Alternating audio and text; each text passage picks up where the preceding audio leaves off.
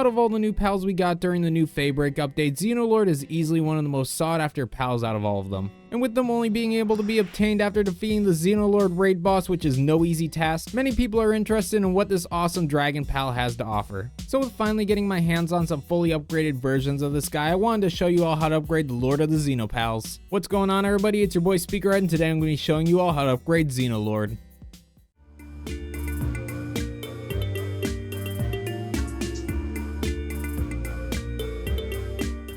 But before we get into the video, just a friendly reminder that if you enjoy any of the music you hear during this video or just want to support the channel in general, it's all part of my DMCA free music label, Speakerhead Studios. All the music on this label is completely DMCA free, so go ahead and use any of these tracks for your content creating needs. We currently have over 70 songs available with more added frequently, so if you're interested in checking that out, all the links will be in the description below. But with all that out of the way, let's get back to the video. Now before we can talk about how to upgrade this awesome pal, we need to go over some of the basics of them first.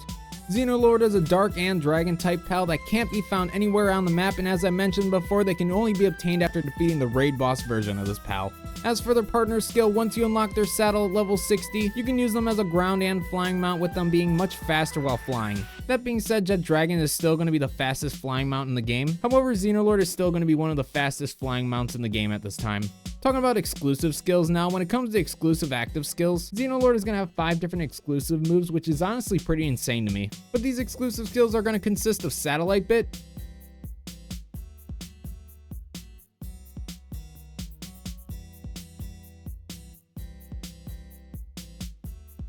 Beam Slash,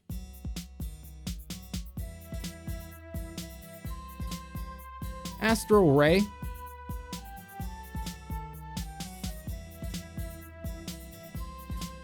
Cosmic Meteor,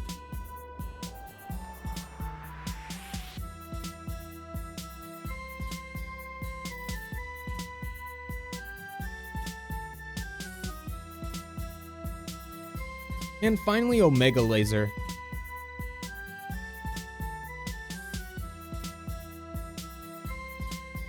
As for exclusive passive skills, Xenolord is going to be the only pal in the game that can be found with the passive skill Invader. This skill will give a 30% attack boost to both dark and dragon type moves, so it can be a pretty solid skill to have on many pals. Finally, when it comes to Xenolord's base skills, they're only going to be a level 1 in Gathering, so they really aren't the best pal to have working at your base. Then again, I don't think many people plan on getting Xenolord solely for their base skills. But with all the basics out of the way for Xenolord, let's actually start upgrading them. Now the first way to upgrade Xenolord is by breeding one for good passive skills. So right off the bat I'll mention, due to Xenolord only being able to breed with their own kind to make another one, you aren't able to get some helpful passive skills such as Legend onto this pal. That being said, there still are a few pretty good passive skill combinations you can give to Xenolord. But the first passive skill combination I personally went with was Invader, Demon God, Diamond Body, and Musclehead.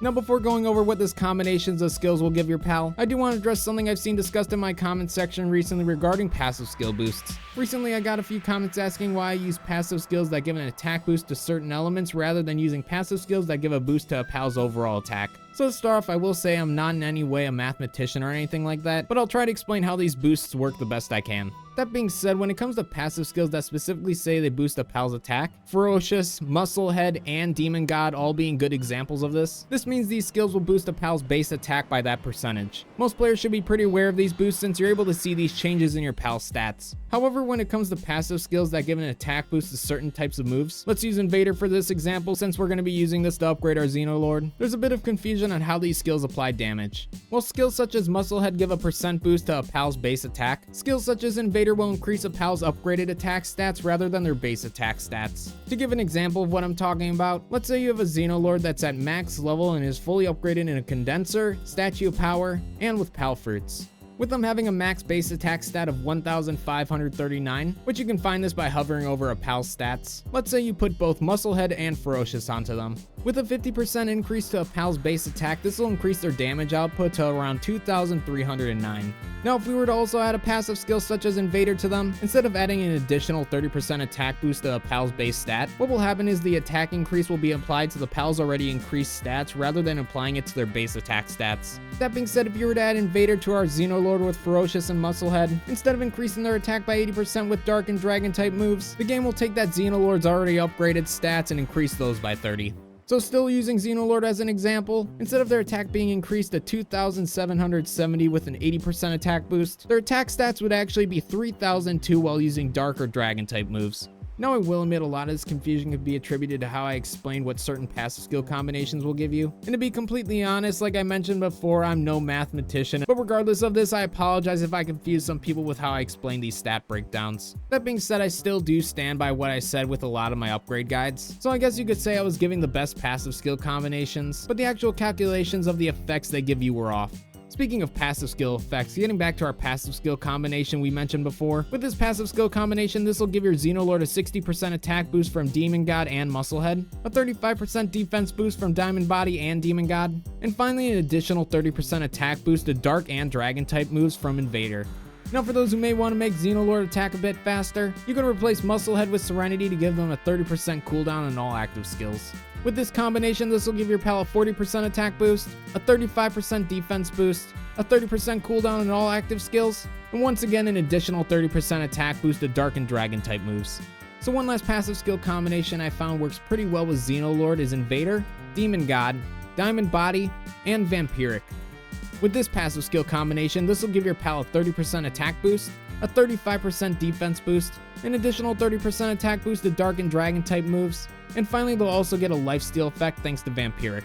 So from the very little information I found online, it seems like Vampiric gives roughly around a 5% lifesteal boost. But regardless of how much the lifesteal percentage actually is, it seems to do a pretty good job on Xenolord, which is why I suggest this skill. Now for the sake of this video, I'll personally be using the first combination of skills I mentioned. However, any of the passive skill combinations I mentioned during this video would work great on Xenolord. Once you got a Xenolord with the passive skills you prefer, the next way to upgrade them is in a Pal Condenser. Any pal can have their partner ability along with their general stats upgraded in a Pal Condenser. On top of this, once a pal is fully upgraded in a condenser, all of their base skills will level up by 1 as well, which can be pretty helpful.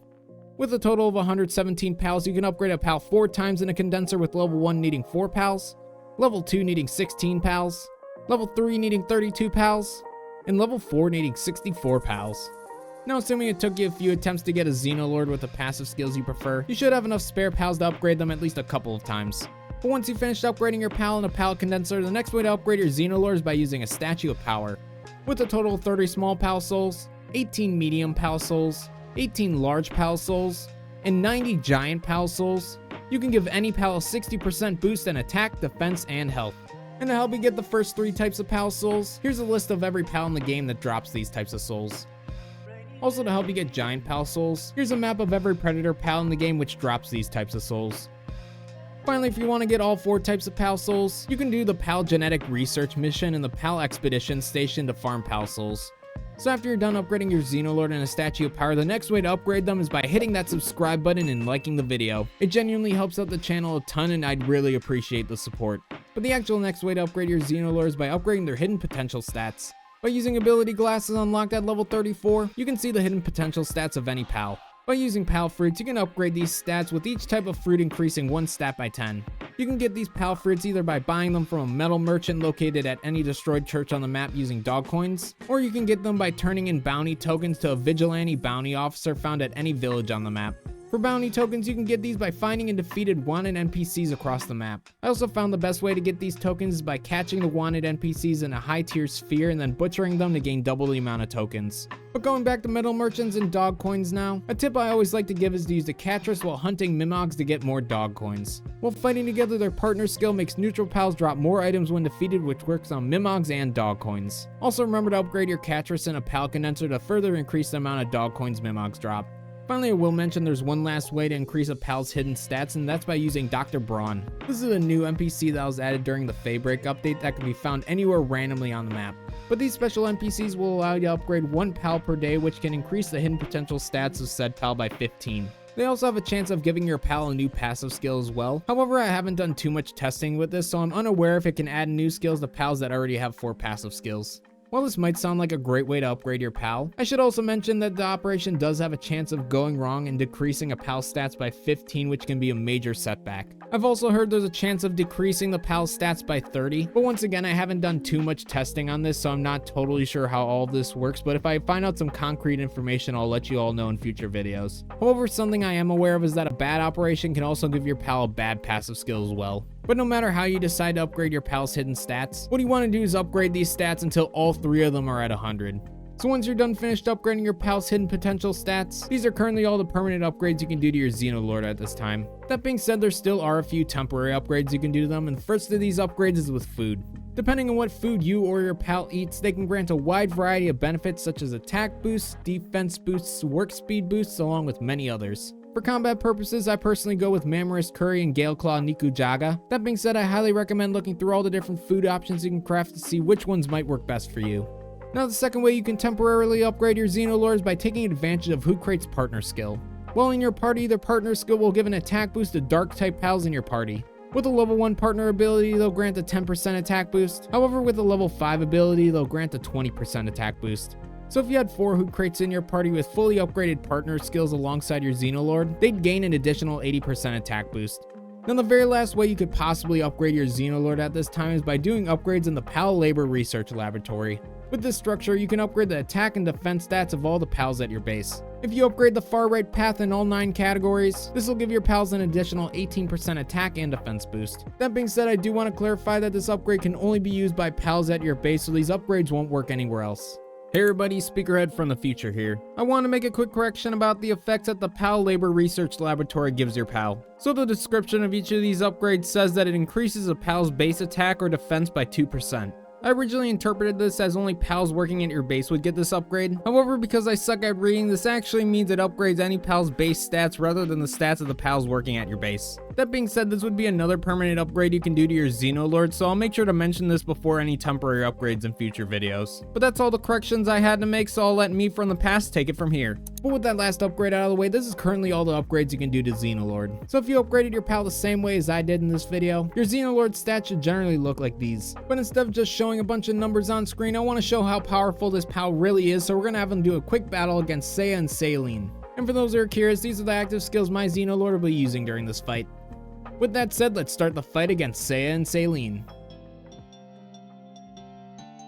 Alright, Xenolord, let's see what you got. Ooh, just absolutely melting Selyne with that Omega Laser.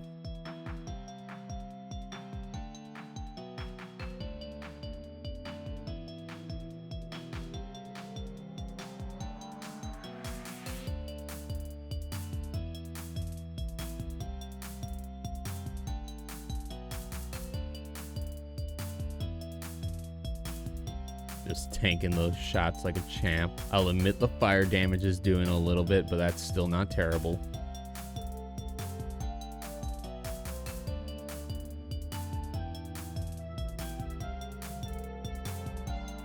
See, I really like that Omega Laser, but it's definitely more of like a multiple enemy kind of clearing attack rather than just like a single enemy attack.